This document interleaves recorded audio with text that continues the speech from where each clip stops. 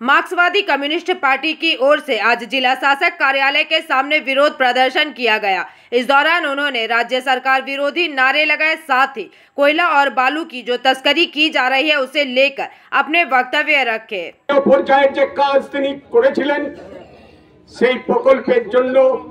গোটা আসানসোল সাব ডিভিশনের রানীগঞ্জ, জামুরিয়া, হরিপুর, আসানসোলের একটা অংশ জল পাচ্ছিল। আমরা জানি না পিএইচই দপ্তর কি করছে, আমরা জানি না প্রশাসন কি করছে। যখন জল প্রকল্প আছে সেই জল প্রকল্প দেখভাল করবেন কিনা, তারা ঠিক আছে কিনা, ব্রিজ ঠিক আছে কিনা, তার প্রতিদিন রক্ষণাবেক্ষণ ডিএম সাহেব জানেন না তা নয়। অজয় নদীর কাকসা থানা থেকে নয়া কাঞ্চনপুর, নারকেল বাগান, বাগান কৃষ্ণপুর, গৌরাঙ্গপুর, কোটালপুকুর, মশান বালিঘাট, কাহানিয়া, বনকাঠি বালিঘাট, নারকেলডাঙ্গা বালিঘাট, বসুধা বালিঘাট, এই 9 জায়গা থেকে চোরাই বালি উঠছে। সরকার কি জানেন না? ডিএম সাহেব জানেন না?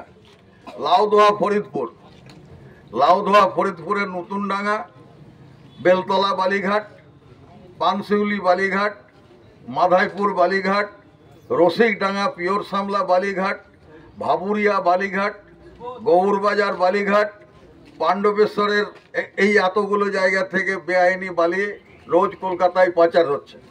ডিএম সাহেব আর এখানকার পুলিশ প্রশাসন কি জানেন না? 36 গন্ডা বালিঘাট, শ্যামলা বালিঘাট, আমাদের জাহানারা খান, আমাদের জামুরিয়ার প্রাক্তন বিধায়ক, তিনি উপস্থিত আছেন। এছাড়াও আমাদের জেলা নেতৃত্বের অনেকেই আজ এখানে আমাদের উপস্থিত আছেন। আমরা কথা বলতে চাই, আমরা সমাধান চাই, আমরা জল চাই। পাশাপাশি যে কারণে ভেঙে পড়লো তার উপযুক্ত তদন্ত চাই। অনেকে বলেন সিবিআই চাই, অনেকে বলেন সিআইডি চাই। আমরা বলি সিবিআই সিআইডি এসব একই, এদের পাশাপাশি কিছু হয় না। কারা কয়লা চুরি করছে, কারা বালি চুরি করছে, কারা লোহা চুরি করছে, সব জানা সত্ত্বেও আমরা লক্ষ্য আছে। কিন্তু আমরা যারা কালাঝরিয়ার জল, মানুষ অভ্যস্ত হয়ে গেছে এই জল পান করতে।